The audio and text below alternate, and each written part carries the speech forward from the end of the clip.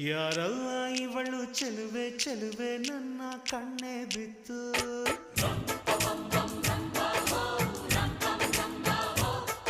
ಇವಳಂದಕ್ಕೆ ಸಾಟಿ ಎಲ್ಲೂ ಇಲ್ಲ ಕಣ್ಣೆ ಸ್ವಾತಿ ಮುತ್ತು.